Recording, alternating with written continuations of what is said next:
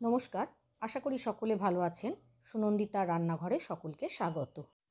আজ আমি অনুষ্ঠান বাড়ির মতো ভেজ ডাল বা সবজি ডালের রেসিপি আপনাদের সঙ্গে শেয়ার করব।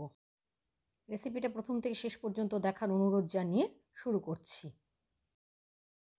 ভেজ ডাল রান্না করার জন্য আমি এখানে 1 কাপ মুগ ডাল দিয়েছি। এটা ওজন হিসাবে 100 গ্রাম। এবার ডালটাকে আমি খুব ভালো করে ভেজে নিয়েছি। খুব কড়া করে ভাজার দরকার নেই, রঙটা একটু পাল্টালেই ভাজা হয়ে যাবে। ডালটা আমার ভাজা হয়ে গেছে। এবার এই ভাজা মুগ ডালটাকে 2-3 বার জল পাল্টে পাল্টে ধুয়ে নিয়েছি। ভাজা মুগ ডালটাকে ভালো করে ধুয়ে নিয়ে এবার বেশ খানিকটা জল দিয়ে মুগ ডালটাকে একটু সেদ্ধ করে নেব। ডালটা যখন ফুটে উঠবে তখন এরকম একটা ফেনা হবে, এই ফেনাটাকে কিন্তু ফেলে দিতে হবে।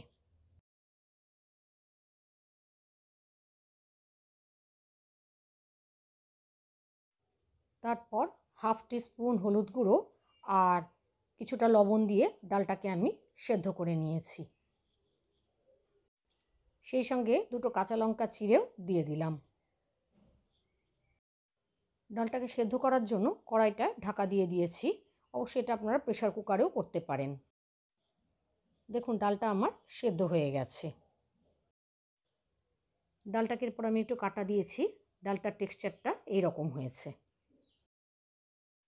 একটা ভাজা মশলা তৈরি করব, তাই গ্যাসে একটা কড়াই বসিয়ে তার মধ্যে 1 চা চামচ সাদা জিরে আর 2টো শুকনো লঙ্কা দিয়ে দিয়েছি।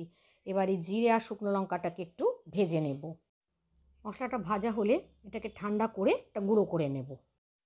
এখানে কিছু সবজি নিয়েছি ছোট ছোট করে কাটা গাজর, ফুলকপি, বিনস আর কিছু কড়াইশুঁটি। সবজির পরিমাণটা নিজেদের আন্দাজ মতো নেবেন। গ্যাসে একটা কড়াই বসিয়ে তার মধ্যে নিয়েছি 1 টেবিল চামচ ঘি আর তার সঙ্গে নিয়েছি 2 টেবিল চামচ সাদা তেল। তেল আর ঘিটা গরম হয়ে গেলে এর মধ্যে দিয়েছি কেটে রাখা গাজর। গাজরটা যেহেতু সবজিগুলোর মধ্যে একটু শক্ত, তাই গাজরটা আগে দিয়েছি। গাজরটা দিয়ে এটাকে 2 মিনিট একটু ভেজে নিয়েছি। তারপর দিয়েছি ফুলকপির টুকরোগুলো আর বিনস। কড়াইশুঁটিটা আমি পরে দেব। সবজিগুলো একটু নাড়াচাড়া করে নিয়ে 1/4 টিস্পুন লবণ সবজির মধ্যে দিয়ে দিলাম। লবণটা সবজির সাথে ভালো করে মিশিয়ে সবজিগুলোকে বেশ খানিকক্ষণ একটু নাড়াচাড়া করে নিয়েছি। সবজিগুলো যাতে তাড়াতাড়ি সেদ্ধ হয়ে যায় তাই কড়াইটায় ঢাকা দিয়ে দিলাম। 2 মিনিট আমি ঢাকা দিয়ে মিডিয়াম ফ্লেমে রেখেছি। 2 মিনিট বাদে ঢাকনাটা খুলে নিলাম। যে কড়াইশুঁটিটা ছিল এখন সেই কড়াইশুঁটিটা আমি এখানে কড়াইতে দিয়ে দিলাম। কড়াইশুঁটিটাকেও সমস্ত সবজির সাথে একটু ভেজে নিয়েছি। তারপর কিছুটা কাজু বাদাম আর কিশমিশ দিয়ে দিলাম। কাজু বাদাম আর কিশমিশটাকেও একটু ভেজে নিয়েছি। কাজু বাদাম আর কিশমিশটাকে আপনারা প্রথমে ভেজে তুলে রাখলেও পারেন। এবারে সমস্ত সবজি এবং কাজু বাদাম কিশমিশ সব কড়াই থেকে আমি তুলে নিলাম। সবজিগুলো তুলে নেওয়ার পর কড়াইতে যে তেলটা আছে তার মধ্যে ফোড়ন দিলাম 1টা শুকনো লঙ্কা আর 1/2 টিস্পুন গোটা জিরে। তেলের পরিমাণটা একটু বাড়িয়েও নিতে পারেন।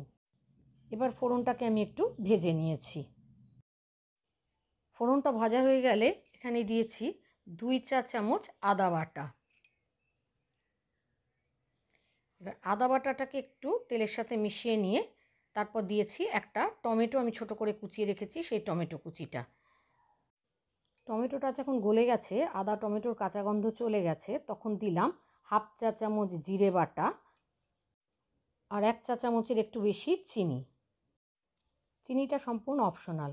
আর দিয়েছি 1/4 চা চামচ হলুদ গুঁড়ো আর 1/4 চা চামচ কাঁচা লঙ্কা বাটা। ঝালটা আপনারা আপনাদের স্বাদ অনুযায়ী দেবেন। এবারে সব কিছু খুব ভালো করে আমি মিশিয়ে নিলাম। এবার এগুলো যখন কষানো হয়ে গেছে তখন আগে যে সবজিগুলো ভেজে রেখেছিলাম সেই সবজিগুলো কড়াইতে দিয়ে দিলাম। এবার সবজিগুলো মশলার সাথে একটু ভালো করে মিশিয়ে নিয়েছি। সবজিগুলো যখন মশলার সাথে খুব ভালোভাবে মিশে গেল তখন যে ডালটা সেদ্ধ করে রেখেছিলাম সেই সেদ্ধ ডালটা আমি এখানে দিয়ে দিলাম।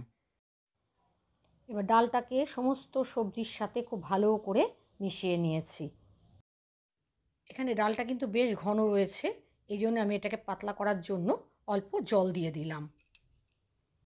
জলের পরিমাণটা আপনারা আপনাদের আন্দাজ মতো দেবেন। এরপর ডালটা সমস্ত সবজির সাথে আরও 1 মিনিট আমি ভালো করে ফুটিয়ে নিয়েছি। ডালটা কিন্তু তৈরি হয়ে গেছে। এরপর আমি দিয়েছি 1/2 চা চামচ ঘি। সব শেষে যেটা না দিলে অনুষ্ঠান বাড়ির সেই স্বাদটাই আসবে না, সেটা হলো জিরে আর শুকনো লঙ্কা ভেজে আমি যে গুঁড়ো করে রেখেছিলাম সেটা। এখানে 1 চা চামচ ভাজা মশলার গুঁড়োটা আমি দিয়ে দিলাম। ভাজা মশলার গুঁড়োটা ভালো করে মিশিয়ে নিলাম। ভাজা মশলাটা দিয়ে এরপর গ্যাসের আঁচটা বন্ধ করে ঢাকা দিয়ে রেখেছি। তৈরি হয়ে গেল অনুষ্ঠান বাড়ির স্টাইলে ভেজ ডাল বা সবজি ডাল। এভাবে আপনারাও বানিয়ে ফেলুন ভেজ ডাল। ডালটা স্টেজে একটু পাতলা মনে হচ্ছে, কিন্তু এটা যখন ঠান্ডা হবে তখন কিন্তু অনেকটাই ঘন হয়ে যাবে। আমার আজকের রেসিপি কেমন লাগলো জানাবেন। ভালো লাগলে একটা লাইক দেবেন।